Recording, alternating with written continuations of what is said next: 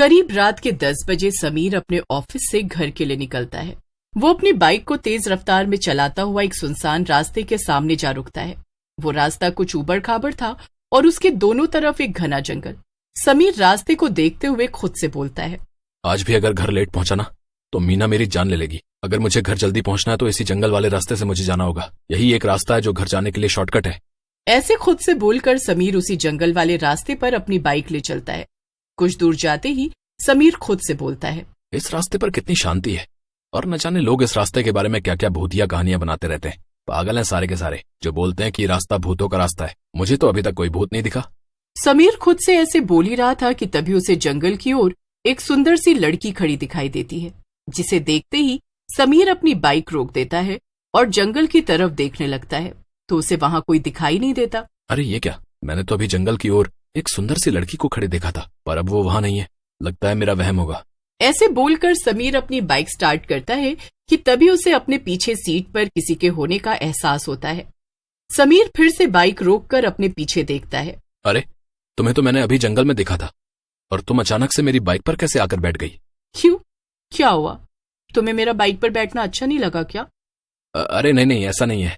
बल्कि मैं तो सोच ही रहा था कि इस सुनसान रास्ते पर तुम्हारे जैसी सुंदर लड़की मिल जाए तो मजा ही आ जाए। मेरा मतलब है कि रास्ता काटना आसान हो जाएगा। अच्छा तो मैं बाइक स्टार्ट कर रहा हूँ, तुम्हें जहां उतरना है बता देना। बस मुझे थोड़ा अच्छे से पकड़ कर बैठना। वो क्या है कि रास्ता कुछ खराब है, बस इसीलिए। और तुम्हें डर लगे तो घबराना नहीं, बस मुझे कसकर पकड़ कर बैठना। वैसे भी कुछ लोग बोलते हैं कि रास्ता भूतों का रास्ता है। इस रास्ते पर बहुत सारे खतरनाक भूत हैं, पर मुझे तो एक भी भूत नहीं दिखाई दिया। समीर के ऐसे बोलते ही उसे अपने सामने भूत और चुड़ैल दिखाई देते हैं। समीर घबराते हुए एकदम से बाइक रोकता है कि तभी उसके पीछे सीट पर बैठी सुंदर लड़की भी डरावनी चुड़ैल के रूप में बदल जाती है और वो समीर के कंधे पर जैसे ही अपना हाथ रखती है, समीर उस हाथ के बड़े बड़े नाखूनों को देखकर डर जाता है और जैसे ही वो पीछे मुड़कर देखता है तो उसके होश उड़ जाते हैं। अरे क्या हुआ? तुमने बाइक क्यों रोक दी? तुमने ही तो कहा था मुझे पकड़ कर बैठना। तुम एक चुड़ैल हो? मर गया रे। इसका मतलब लोग सही बोलते हैं कि ये रास्ता भूतों का रास्ता है और मैं इसे मजाक समझ रहा था। अरे चुड़ैल जी देखो, मेरा घर बस आने ही वाला है, प्लीज मुझे जाने दो। अगर मैं घर लेट पहुंचा ना तो मेरी बीवी मेरा भर्ता बना देगी। अरे बाप रे, ये भूत और चुड़ैल तो मेरी ही ओर बढ़ रहे हैं। लगता है यहाँ तो भूतों की पूरी फैमिली है। चुड़ैल जी मुझे माफ कर दो, मैंने आपसे जो भी बोला वो भूल जाओ और मुझे जाने दो। चुड़ैल हंसते हुए बोलती है,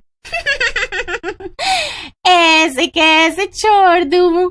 पहले मैं तुझसे जरा चिपक तो लूं। चिपक कर तेरा सारा खून चूस लूं। फिर आएगा चिपकने का असली मजा। फिर सभी चुड़ैल और भूत समीर को घेर लेते हैं और उसे बड़ी ही बेरहमी से मार डालते हैं। समीर की मौत के 2 दिन बाद रात के समय एक ऑटो वाला अपने ऑटो में एक लड़की को बिठाकर ले जा रहा होता है कि तभी वो अचानक से अपना ऑटो उसी भूतों के रास्ते की तरफ घुमा लेता है और उस रास्ते की ओर चल पड़ता है।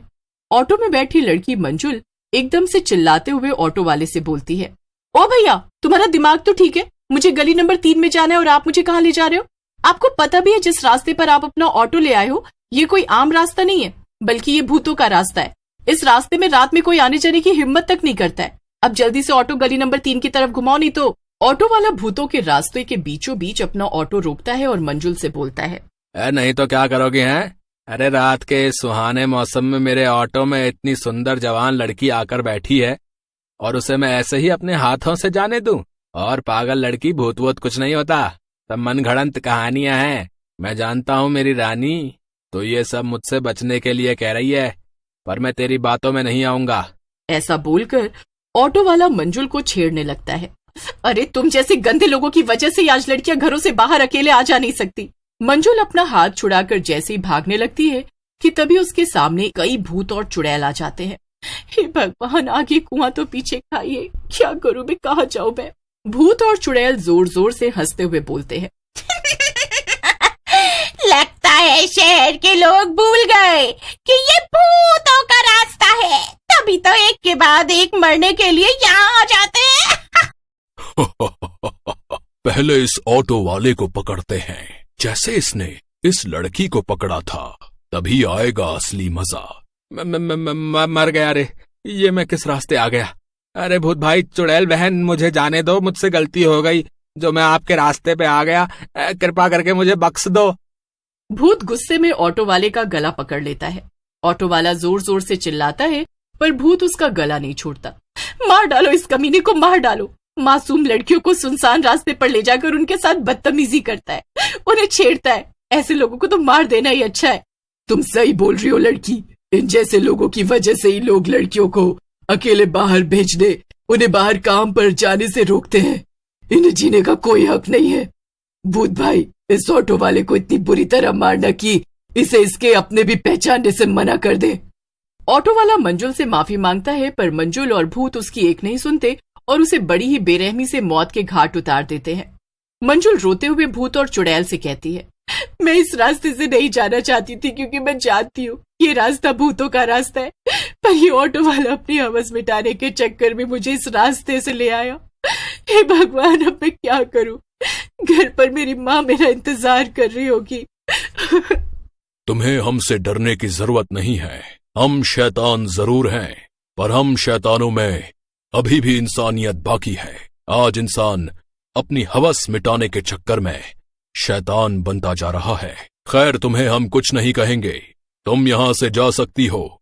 और हाँ, ध्यान से जाना, कहीं फिर कोई गलत आदमी के ऑटो में मत बैठ जाना।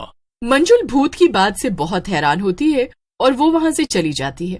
अगली सुबह मंजुल अपने ऑफिस पहुंचकर अपने ऑफिस में काम कर रहे सभी लोगों को भूतों के रास्ते वाली सारी बात बताती है। तभी मंजुल की बात पर हंसते हुए उसके ऑफिस में काम करने वाला नरेश बोलता है, क्या बात है मंजुल, उस भूत और चुड़ैल ने तुम्हें कुछ नहीं कहा, पर ऑटो ड्राइवर को मार डाला।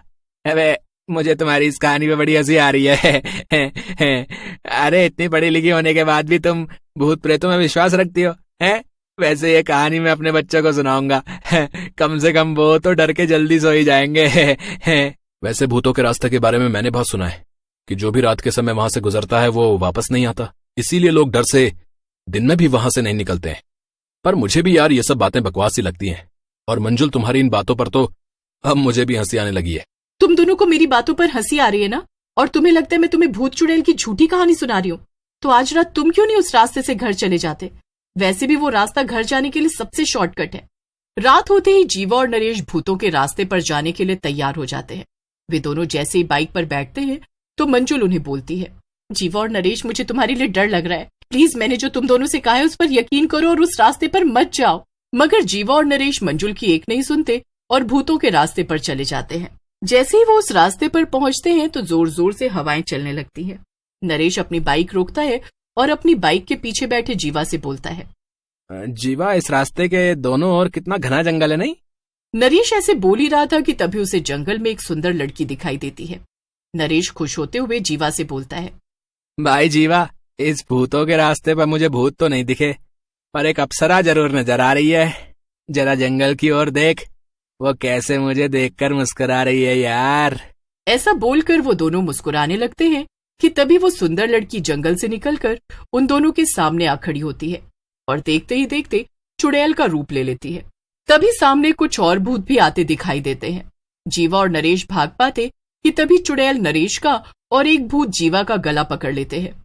अपना डर कायम रखने के लिए और कोई हमारे रास्ते पर हमें परेशान न कर सके, इसके लिए हम इन दोनों को बुरी तरह से मारकर इनकी लाशों को बाहर पेड़ पर टांग देते हैं।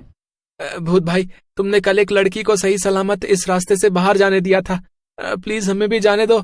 मेरे छोटे छोटे बच्चे हैं, मैं आपके पैर पड़ता हूँ, मेरे बच्चों की खातिर मुझे जाने दो। चुड़ैल और भूत जीवा और नरेश की एक नहीं सुनते और उन्हें बड़ी ही बेरहमी से मारकर उनके शव को पेड़ से लटका देते हैं। सुबह होते ही जो भी उनके शव को देखता है उनके होश उड़ जाते हैं। कुछ ही देर में पुलिस वहां आती है और उनके शव पेड़ से उतारकर एम्बुलेंस से हॉस्पिटल रवाना कर देती है और उस भूतों के रास्ते पर बड़ा सा बोर्ड लगा देती है जिस पर साफ साफ लिखा था कि ये रास्ता भूतों का है, इसलिए कोई भी इस रास्ते से ना जाए। धन्यवाद। उस दिन के बाद से कोई भी उस रास्ते की तरफ नहीं भटका।